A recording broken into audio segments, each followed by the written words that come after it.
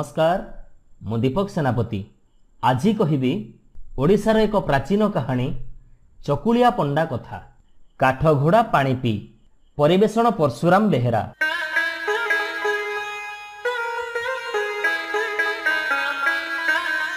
आम मामू घर गाँव रे गोटे चकुलिया पंडा थाए। तार 7 झियो। दिने पंडा पंडियाणी की कहला, आलो पंडियाणी आज पिठा करूनु।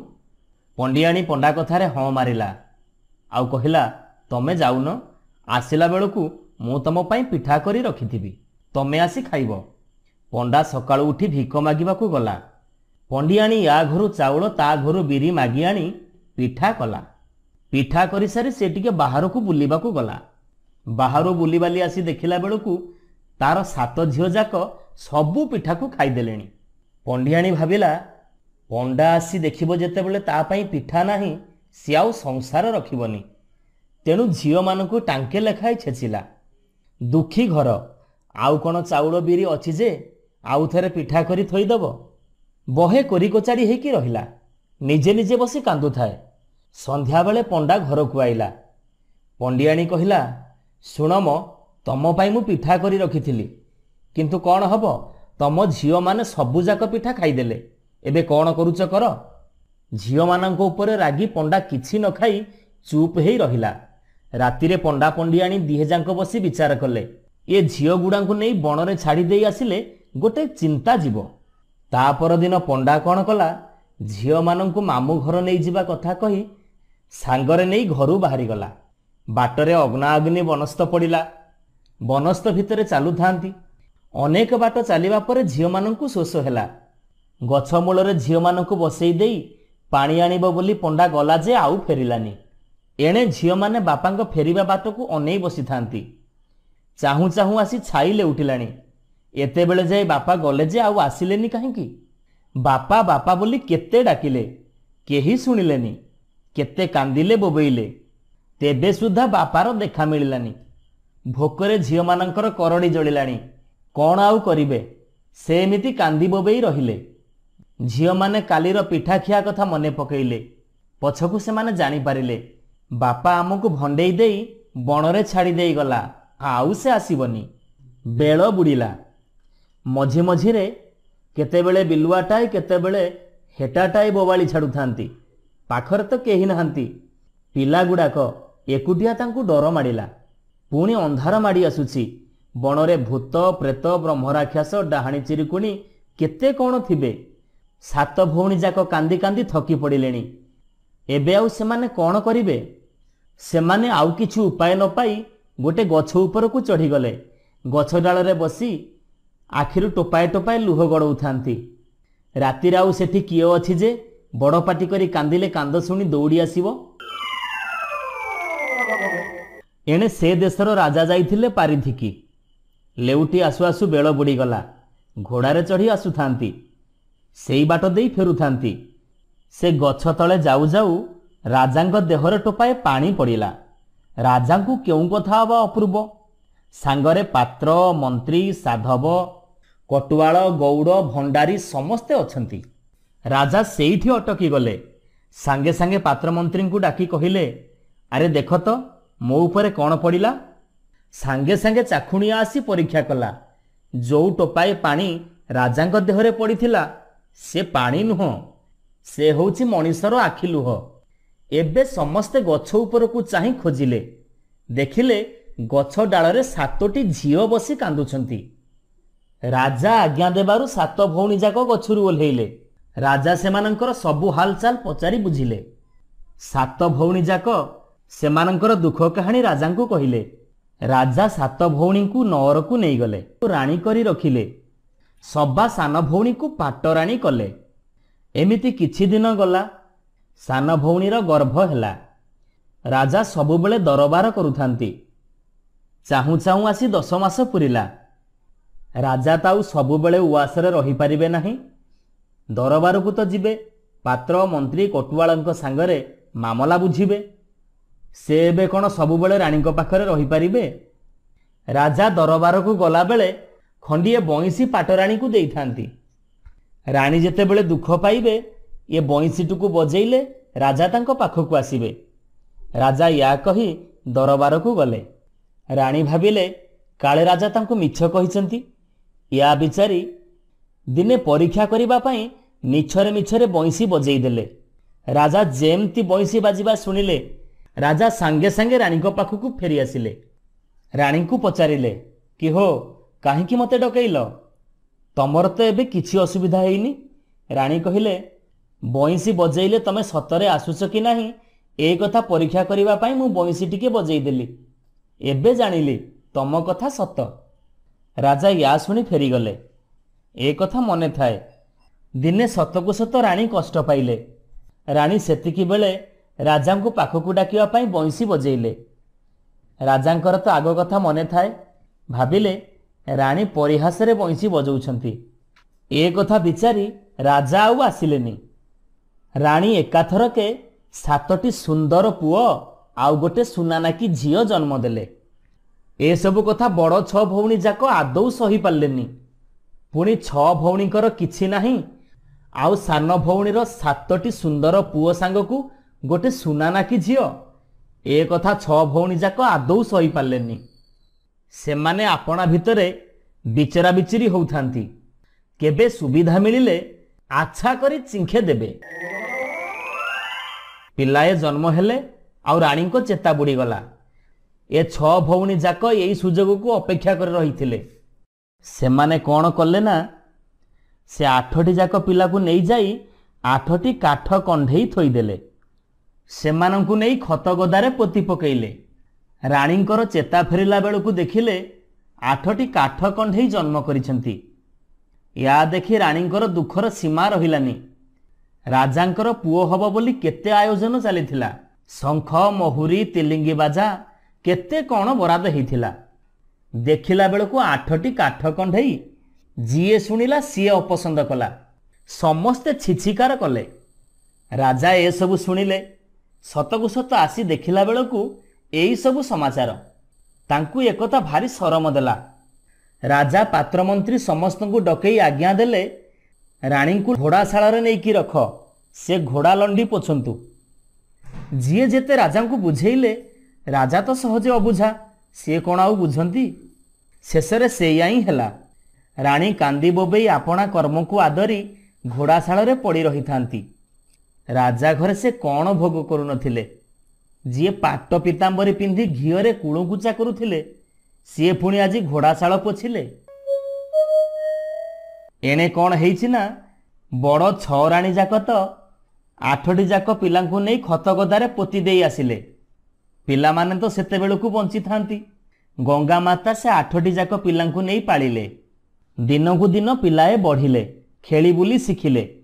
गंगा माता कौन कले 7टी पुओंकु 7टी काठ घोड़ा देले खेलिबे बोली। पिला माने 7टी जाक काठ घोड़ा को नहीं सबुदिन पोखरी तुठरे खेलुथांती। घोड़ा को जंघे पानी की नहीं घोड़ा मुह को पानी रे बुड़ौथांती आउ कहूथांती काठ घोड़ा पानी पी, काठ घोड़ा पानी पी। पोखरी तो राजांक नौर पाखरे। राजांक धोबा सेई तुठरे लुगा काचे। लुगा काचु थाए आउ पिला माने काठ घोड़ार खेलुथिबार देखे। पिलांकु देखि कहिला बाई होउच कि बाळुत भाई काठ घोड़ा की पानी पिओई। पिलाए कहिले बाई होइल कि रजक भाई मनीष हुए कि काठ कंढेई। धोबा या शुणी बड़ आचंबित हेला। राजांक नौरे जाई खबर देला। राजा पोखरी तुठकु मनीष पठेइले। गंगा माता माया करी पिला मानकु लुचेई देले। दिनागाते गलारु गंगा माता मायारे 7टी पिलांकु 7टी अर्जुन गछ आउ सान भौणी को गोटे पाटोली फूल गछ करी से पोखरी हुड़ारे लगेई देले। पाटोली फूल गछ फूलरे भांगी पड़ुथाए। समस्ते देखि आचंबित। दिने सेई बाट देई सगड़िया जाउथिले। से गछरु फूल डाल केते भांगी नेले। राजांक माली तांकु से फूल मागिला। सगड़िया कहिले तुम नौर पाख पोखरी हुड़ारे फूल भांगी पड़ुची, तमे पुणी फूल आमको मागुच। सतकु सत माली पोखरी हुड़ारे देखिला ये पाटोली फूल गछटी आउ ये 7टी अर्जुन गछ एठी तो केबे देखा नथिला। ये एठी की कुआडू आसिला। एमिति भाबी ଫୁଲ ତୋଳିବ ବୋଲି ମାଳି ଗଛକୁ ହାତ ବଢ଼େଇଲା। ଠିକ୍ ଏତିକି ବେଳେ ଫୁଲ ଗଛଟି ଗୀତ ଗାଇଲା, ଭାଇରେ ଭାଇରେ ଆମ ରାଜାଙ୍କର ମାଳି ଆସିଛନ୍ତି, ଦବା କି ନ ଦବା ଫୁଲ।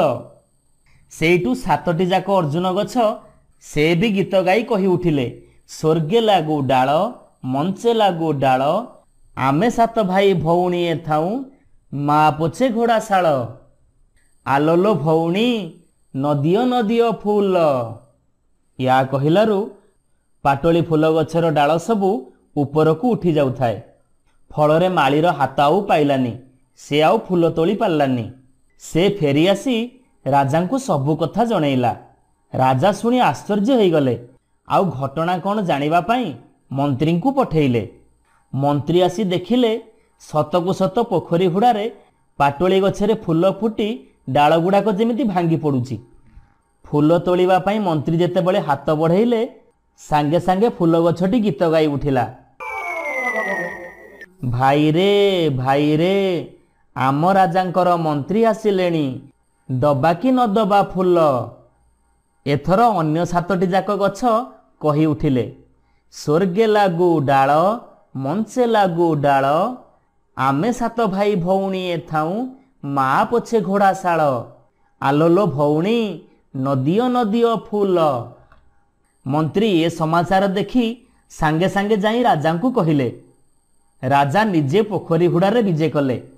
ରାଜାଙ୍କୁ ଦେଖି ଗଛ ଯାକ କୁହାକୁହି ହେଲେ, ଭାଇରେ ଭାଇରେ ଆମ ବାପା ଏବେ ବିଜେ କରିଛନ୍ତି, ଦବା କି ନ ଦବା ଫୁଲ। 7ଟି ଅର୍ଜୁନ ଗଛ କହିଲେ, ସ୍ୱର୍ଗେ ଲାଗୁ ଡାଳ ମଞ୍ଚେ ଲାଗୁ ଡାଳ, ଆମେ 7 ଭାଇ ଭଉଣୀଏ ଥାଉଁ, ମା ପଛେ ଘୋଡ଼ାଶାଳ। ଆଲୋଲୋ ଭଉଣୀ ନଦିଅ ନଦିଅ ଫୁଲ। ଏହା ଶୁଣି ରାଜାଙ୍କର ଆଗ କଥା ସବୁ ମନେ ପଡ଼ିଗଲା। ରାଣୀ ଘୋଡ଼ାଶାଳରେ ଘୋଡ଼ାଲଣ୍ଡି ପୋଛୁଥିଲେ। ରାଜା ସାଙ୍ଗେ ସାଙ୍ଗେ ଯାଇ ରାଣୀଙ୍କୁ ସେଠାକୁ ନେଇ ଆସିଲେ। ଯେମିତି ରାଣୀ ଫୁଲ ତୋଳିବାକୁ ଯାଇଛନ୍ତି, ସବୁ ଡାଳଯାକ ମା ଉପରେ ଗୁଡ଼େଇ ହେଇ ପଡ଼ିଲେ। ସାଙ୍ଗେ ସାଙ୍ଗେ 7ଟି ସୁନ୍ଦର ପୁଅ ଆଉ ଗୋଟିଏ ସୁନା ନାକି ଝିଅ ହେଇ ମା ଚାରିପାଖ ବେଢ଼ି ଛିଡ଼ା ହେଇଗଲେ। ରାଜା ଏସବୁ ଦେଖି ଆଶ୍ଚର୍ଯ୍ୟ ହେଇଗଲେ। ପାତ୍ର ମନ୍ତ୍ରୀ ପାରିଷଦମାନେ ଏସବୁ ଦେଖି କାବା ହେଇଗଲେ। ରାଜା ତୁରୀ କାହାଳି ଯାନବାହନ ଅଣେଇ ବାଣ ରୋଷଣୀ କରି ଭାଇ ଭଉଣୀ ଆଉ ମାଙ୍କୁ ପାଟ ପିତାମ୍ବରୀ ପିନ୍ଧେଇ 8 ଭାଇ ଭଉଣୀଙ୍କୁ ନଅରକୁ ନେଇଗଲେ। ରାଣୀ ପୂର୍ବ କଥା ସବୁ ରାଜାଙ୍କୁ କହିଲେ। ସବୁ ଶୁଣି ସାରିବା ପରେ ରାଜା ସେ ବଡ଼ 6 ରାଣୀଙ୍କୁ ନଅରରୁ ବାହାର କରିଦେଲେ। ପାଟରାଣୀ ଆଉ ପୁଅ ଝିଅମାନଙ୍କୁ ନେଇ ରାଜା ଖୁସିରେ ରାଇଜ ପାଳିଲେ। ମୋ କଥାଟି ସରିଲା, ଫୁଲ ଗଛଟି ମରିଲା। ନମସ୍କାର, ମୁଁ ପ୍ରଦୀପ ମଲ୍ଲିକ। ଆଜି ଶୁଣିବା କଳାହାଣ୍ଡିର ଏକ ଲୋକକଥା ରତ୍ନମୁଦିର କୁହୁକ। ପରିବେଷଣ ପରଶୁରାମ ବେହେରା।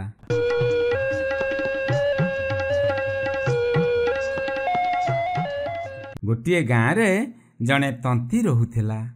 ତାର ଗୋଟିଏ ବୋଲି ପୁଅ, ଭାରି ଅଲିଅଳ। ତନ୍ତୀ ଲୁଗା ବୁଣି ବଜାରରେ ବିକ୍ରି କରୁଥିଲା। ଆହୁରି ମଧ୍ୟ ତନ୍ତୀ 10-15ଟି ଛେଳି ରଖିଥିଲା। ସେ ସବୁକୁ କେତେବେଳେ ପୁଅ ତ କେତେବେଳେ ତା ସ୍ତ୍ରୀ ଚରାଉଥିଲା। ତହିଁରେ ତନ୍ତୀ ପରିବାର ସୁଖ ଦୁଃଖରେ ଚଳି ଯାଉଥିଲେ।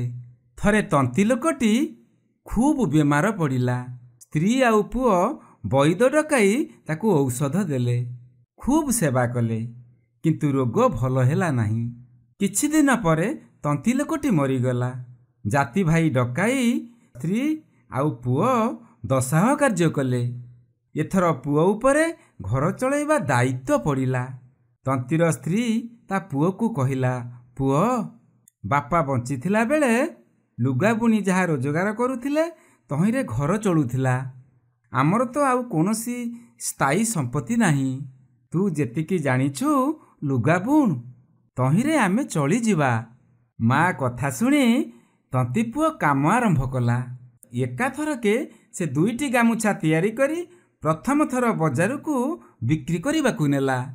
ହେଲେ ଯାଉ ଯାଉ ବାଟରେ ସେ ଦେଖିଲା କେତେକ ଲୋକ ଗୋଟିଏ କୁକୁରକୁ ଦଉଡ଼ିରେ ବାନ୍ଧି ଟାଣି ଟାଣି ନେଉଛନ୍ତି। ସେମାନେ ତା ପିଠିରେ ଲାତ ଗୋଇଠା ମାରୁଛନ୍ତି। ସେତିକି ବେଳେ କୁକୁରଟି ବିକଳ ହୋଇ ରଡ଼ି ଛାଡ଼ୁଥାଏ।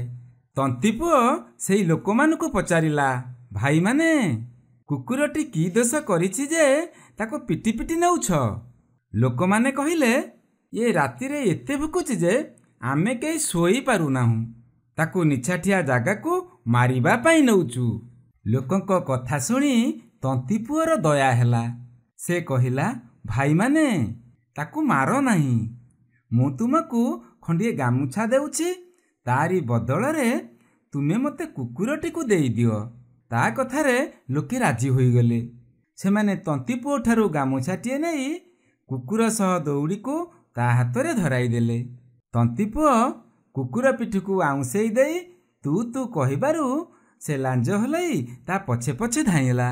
ତନ୍ତିପୁଅ ଆର ଗାମୁଛାଟିକୁ ବିକି କୁକୁର ସହିତ ଘରକୁ ଫେରିଲା।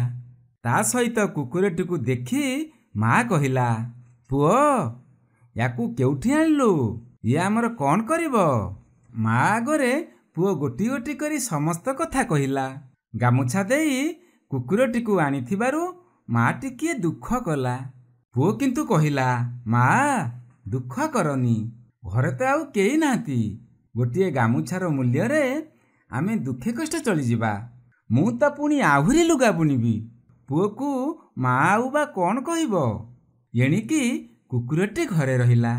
ରାତି ସାରା ସେ ଘରକୁ ଜଗି ରହୁଥିଲା। ସକାଳ ହେଲେ ମା ଛେଳିମାନଙ୍କୁ ଚରାଇ ନେଲା ବେଳେ ସେ ବି ସାଙ୍ଗରେ ଯାଉଥିଲା। କିଛି ଦିନ ଗଲା ପରେ କୁକୁରଟି ଏତେ ଉସ୍ତାଦ ହୋଇଗଲା ଯେ ମାକୁ ଆଉ ଛେଳି ଚରେଇ ନେବାକୁ ପଡ଼ିଲା ନାହିଁ। ମା ବନ୍ଧା ହୋଇଥିବା ଛେଳିମାନଙ୍କ ଦଉଡ଼ି ଖୋଲିଦେଲେ କୁକୁରଟି ସେମାନଙ୍କୁ ଚରେଇବାକୁ ନେଇଯାଉଥିଲା। ପୁଣି ସନ୍ଧ୍ୟା ପୂର୍ବରୁ ସେମାନଙ୍କୁ ଆଣି ଗୁହାଳରେ ଢୁକେଇ ଦେଉଥିଲା। ଏମିତି କିଛି ଦିନ ବିତିଗଲା। ଆଉ ଦିନେ ତନ୍ତିପୁଅ ଦୁଇଟି ଗାମୁଛା ବଜାରକୁ ବିକିବାକୁ ନେବା ବେଳେ ବାଟରେ ଦେଖିଲା ଲୋକମାନେ ଗୋଟିଏ ବିରାଡ଼ିକୁ ଅଖା ଭିତରେ ଭରି ପିଟି ପିଟି ନେଉଛନ୍ତି। ବିରାଡ଼ିଟି କଷ୍ଟରେ ମିଆଉଁ ମିଆଉଁ ହୋଇ ଡାକ ଛାଡ଼ୁଛି। ତନ୍ତିପୁଅ ସେ ଲୋକମାନଙ୍କୁ ପଚାରିଲା, ଭାଇମାନେ, ବିଚରା ବିରାଡ଼ିକୁ ଏମିତି ପିଟି ପିଟି କେଉଁଆଡ଼େ ନେଉଛ? ଲୋକମାନେ କହିଲେ, ୟାକୁ ନଈ କୂଳରେ ମାରି ପକାଇଦେବୁ। ଇଏ କେବେ କାହା ରୋଷେଇଶାଳରେ ପଶି ଗୋରସ ପିଇ ଦେଉଛି ତ କେବେ ପୁଣି କାହା ଶିକା ଛିଣ୍ଡାଇ ମାଛ ଭଜା ଖାଇଦେଉଛି। ତନ୍ତିପୁଅ କହିଲା, ତାକୁ ମାରନି, ବରଂ ମୁଁ ବିକିବାକୁ ଆଣିଥିବା ଗାମୁଛାଟିଏ ତୁମକୁ ଦେଇଦେଉଛି। ତାରି ବଦଳରେ ମୋତେ ବିରାଡ଼ିଟିକୁ ଦେଇଦିଅ। ଲୋକେ ତନ୍ତିପୁଅଠାରୁ ଗାମୁଛାଟିକୁ ନେଇ ଅଖା ସହିତ ବିରାଡ଼ିଟିକୁ ତା ହାତରେ ଧରାଇଦେଲେ। ଘରକୁ ଫେରିବା ବେଳେ ସେମାନେ ନିଜ ନିଜ ଭିତରେ କଥା ହେଉଥିଲେ, ଭଲ ହେଲା, ଦୁଷ୍ଟ ବିରାଡ଼ି ଦାଉରୁ ରକ୍ଷା ମିଳିଲା, ଆଉ ଆମକୁ ମାଗଣାରେ ଗାମୁଛା ବି ମିଳିଲା।